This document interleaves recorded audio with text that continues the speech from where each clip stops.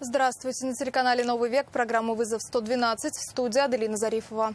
И сегодня мы расскажем о страшном пожаре в Елабуге. В горящем доме, где жила большая семья, погибли 2 детей. Покажем последствия лобового столкновения 2 иномарок в Альметьевске. 1 человек погиб, 2 пострадали. А также, как из алкомаркета в Казани украли 10 бутылок дорогого алкоголя. Я думаю, капец, я сейчас зайду туда, и меня кто-нибудь грохнет. Все это в ближайшие 10 минут. Трагедия в Елабуге. Ночью на улице Истелек сгорел частный дом, где жила многодетная семья. В момент возгорания дома был 29-летний отец семейства и 3 детей. Мать еще с 1 ребенком была в отъезде. Сообщение о пожаре поступило в пожарную охрану в 0 часов 32 минуты. К моменту прибытия пожарных подразделений дом полыхал открытым пламенем по всей площади. Вспыхнули 2 автомобиля «Лада» 14 модели и «Сузуки Гранд Витара».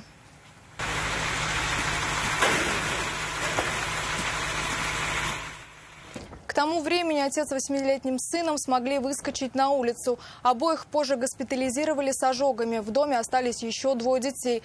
Тело 12-летней девочки спасатели обнаружили практически сразу. Как справились с огнем при разборе сгоревших конструкций. А дома в буквальном смысле слова не осталось и камня на камне. Тело 3-летнего мальчика не могли найти несколько часов. Сообщение о том, что его обнаружили, поступило около 2 часов дня. Сейчас выясняются все обстоятельства и причины трагедии. Возбуждено уголовное дело по факту причинения смерти по неосторожности и оказания услуг, не отвечающих требованиям безопасности. Проводятся следственные действия, направленные на установление всех обстоятельств произошедшего. 1 человек скончался, 2 пострадали в результате столкновения 2 иномарок на улице Северная в Альметьевске. По предварительным выводам автоинспекторов, 43-летний водитель «Шкоды» на дороге от улицы Советская до трассы Заинск-Альметьевск при небольшом повороте, совмещенном с подъемным, не выбрал безопасную скорость и выехал на встречную полосу. Там в это время двигался Hyundai Solaris. Столкновение было лобовым. В результате в больницу с места аварии доставили 3 человек – водителя и пассажирку «Шкоды», а также 69-летнюю женщину, пассажирку Hyundai. Спасти ее врачи не смогли. Она скончалась в реанимации через 5 часов после аварии. Остальных пострадавших, получивших ушибы и переломы после оказания первой медицинской помощи, отпустили на амбулаторное лечение.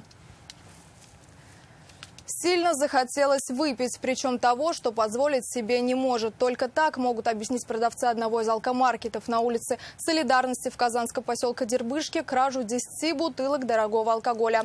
Стоимость некоторых пропавших напитков составляет 4000 рублей за бутылку. Поздно ночью магазин уже не работал, но любителей бесплатного спиртного это не остановило. Не стала преградой дверь, она была стеклянной, и от непреодолимого желания ночного посетителя попасть внутрь она разлетелась на мелкие осколки. Ладно, хоть сейф не тащили.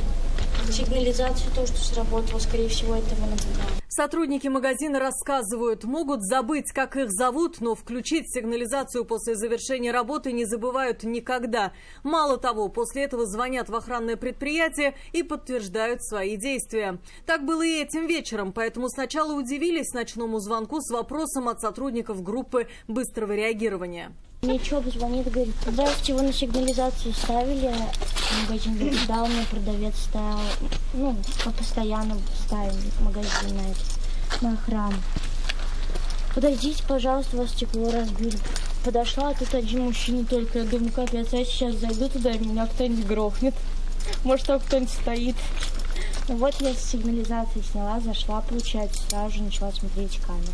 На записи, рассказывает девушка, лица мужчины видно не было. От камер наблюдения он прятался, но предположили, что он высокого роста и, скорее всего, кто-то, живущий неподалеку, кто не раз был в этом магазине. Куда идти явно знал и делал все быстро.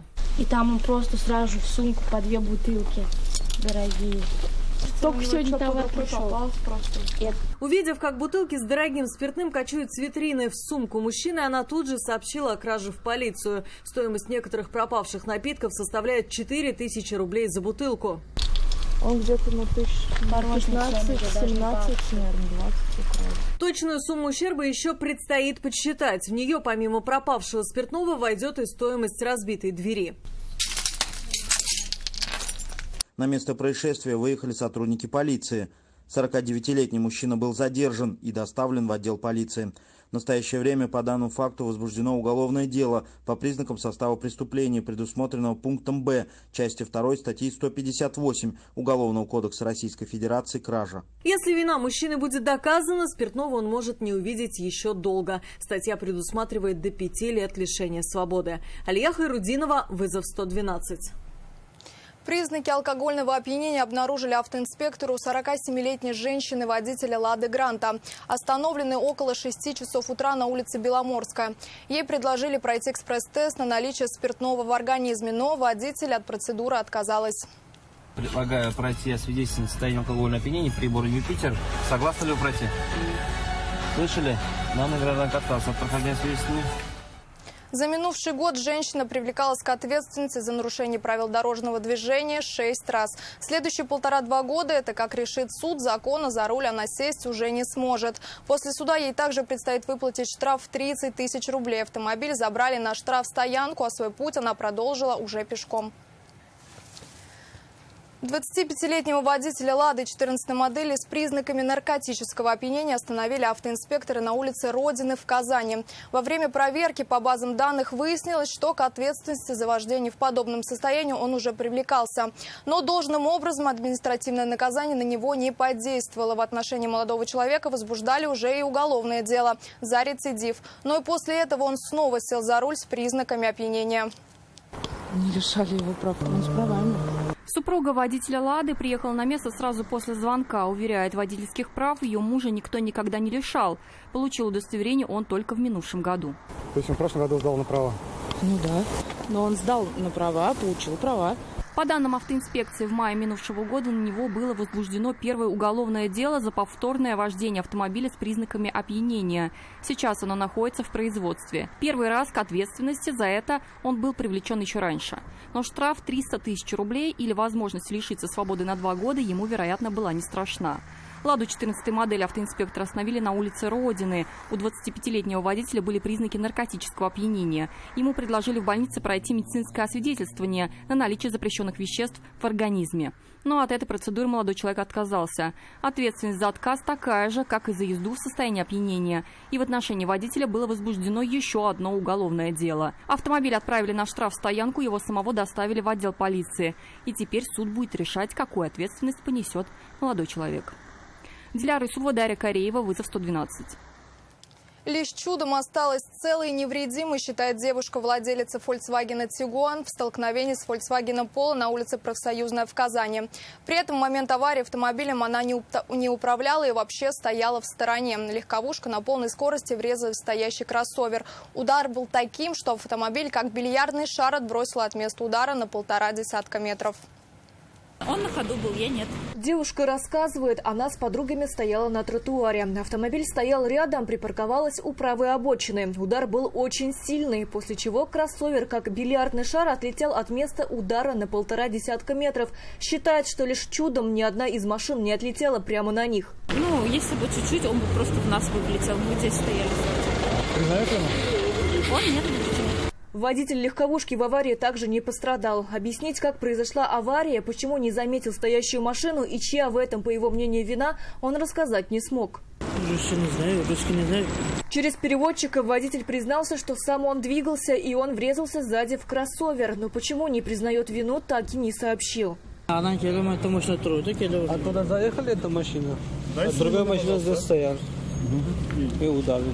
Странное поведение водителя легковушки натолкнуло автоледи на мысль, что мужчина может быть нетрезв, о чем и сообщила в ГИБДД. Приехавшие на место автоинспекторы признаков какого-либо опьянения у мужчины не обнаружили и попросили как можно скорее убрать разбитые машины с проезжей части и отправили водителя в центр оформления ДТП. Все, там встретимся, да, с вами? Да, на Сибирском тракте. Эта машина надо иззвать, да? Ну, сюда ехать, наверное, потек, что ли? Тогда эвакуатор нужно вызвать, да?